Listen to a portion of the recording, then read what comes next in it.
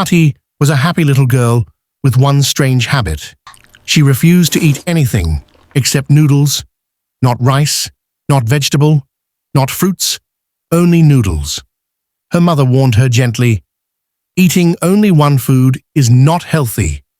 But Tati smiled, until one day, her mother decided to teach her a lesson she would never forget.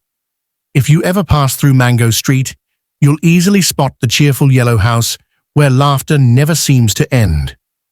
Inside lived two lively siblings, 7-year-old Tati, who was full of curiosity and energy, and her 8-year-old big brother, Timmy, playful and mischievous. Together, they spent their days playing outside, chasing lady beetles, drawing shapes in the sand with sticks, or pretending to be superheroes saving their neighborhood from imaginary monsters.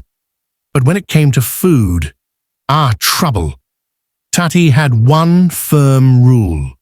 No rice, no beans, no soup, just noodles. Every day, her mother would call from the kitchen, "Food is ready." Tati would rush to the table, peek into her plate, and frown. "Where are my noodles? I don't want this one." Her brother would laugh while chewing his food. "You again? One day, you'll turn into one long noodle." "Then I'll be the most delicious noodle in the world," she'd reply proudly. Their father, Papa Tati, would only smile and shake his head. "You this girl. One day, you'll beg me for beans." One hot Saturday morning, Mama Tati had had enough. She crossed her arms and said, "Since you love noodles so much, that's all you'll eat this week. Breakfast, lunch, and dinner, noodles." Tati's eyes widened. "For real?" "Yes," her mother nodded.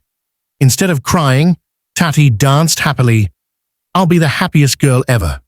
Her brother giggled. "By day 2, you'll cry." "Never," she replied. "I'll eat noodles forever." The first day felt like heaven. She enjoyed noodles with egg for breakfast, noodles with vegetables for lunch, and noodles with sardines for dinner. She clapped happily and even raised her pinky finger, promising never to give up. But day 2 told a different story. Breakfast, noodles. Lunch, noodles. Dinner, noodles again. At lunchtime, she sighed, "Mummy, can I just have small bread?" "Oh no," her mother smiled. "Noodles are your favorite, right?" That evening, she pushed her plate away. "My tummy is tired." By day 3, the smell of noodles made her hide under her pillow.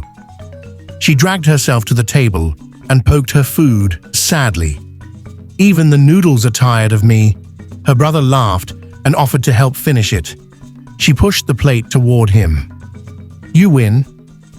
At school, her best friend opened her lunchbox. "Yay, jollof rice." When Tati opened hers, noodles stared back at her. "Again?"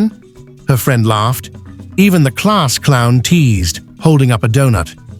Tati buried her face in her hands. "Please, somebody rescue me." That afternoon, she begged her mother, "I want rice, I want beans, I even want soup." "So soon?" Her mother smiled. "Forever has finished," Tati replied. That evening, the smell of jollof rice filled the house.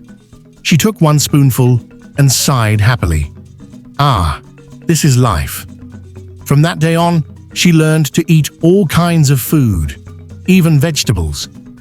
And whenever noodles appeared again, she smiled and said, "Just small portion, please."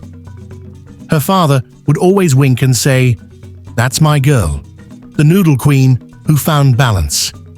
Moral lesson: don't be picky with food. Every meal helps you grow strong and healthy. The end.